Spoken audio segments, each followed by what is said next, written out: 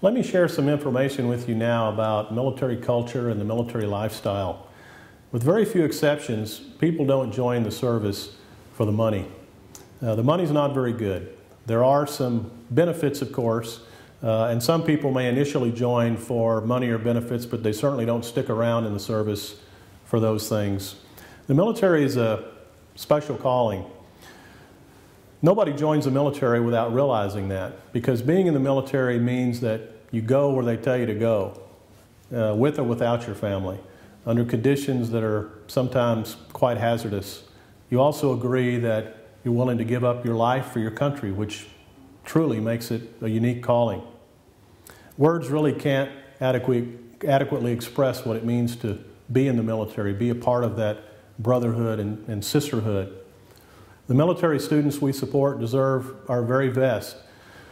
It also means that we have great policies and procedures to support students, not just in the military, but in other professions similar, like law enforcement, firefighters, government contractors, and so forth. But let's focus today on the military student. One of the challenges of being a military student is that you don't always have the time that you'd like to attend class. Sometimes your military students will work in an office and be pretty much like your civilian students and be able to complete their work without problem. On the other hand, military students are subject to deployment. They may have to leave and go to far-off places with little or no notice, and that's where some of our special policies come in. This is probably the biggest single issue our military students face that interfere with their ability to do their coursework. You should be mindful of a military student's or any of your students' situation when you're asked about a course extension or some special consideration to be given for an assignment. And the best way to do that is to understand what your student's situation is.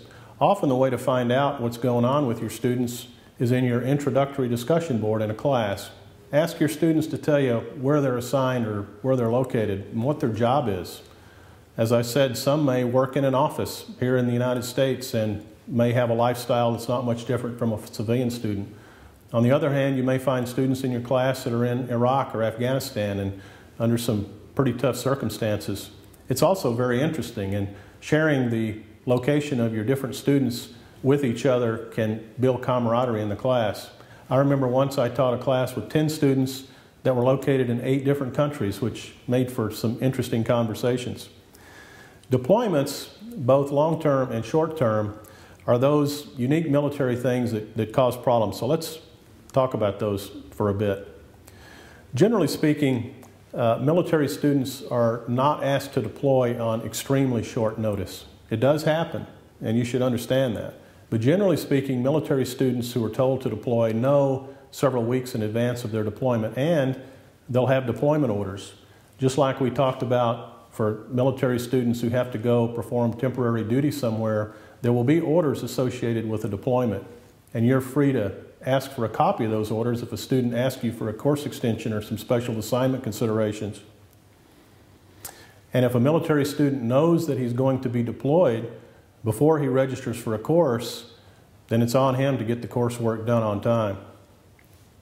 If you're in doubt, as I said, ask for a copy of the deployment orders, and it will tell you when the student received the orders and when the deployment is to take place. You may have students that are in combat situations, and of course that's about as extreme as it gets.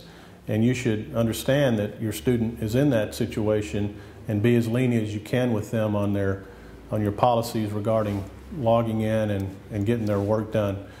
Understand, of course, that if the student's in a combat situation and is signed up for your class, he or she expects that she'll be able to complete the demands of that class, or they wouldn't have signed up in the first place.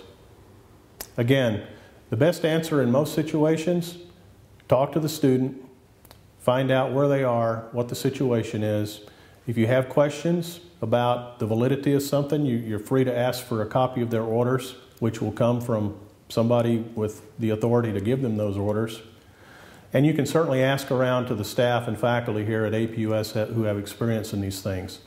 The key is to be fair, and you as a faculty member have the authority to grant 2 30-day extensions on your own based on the information that the student provides, which is pretty lenient. But if you have a question about whether you should approve a course extension, or allow a student special consideration, use your best judgment and ask your fellow faculty members.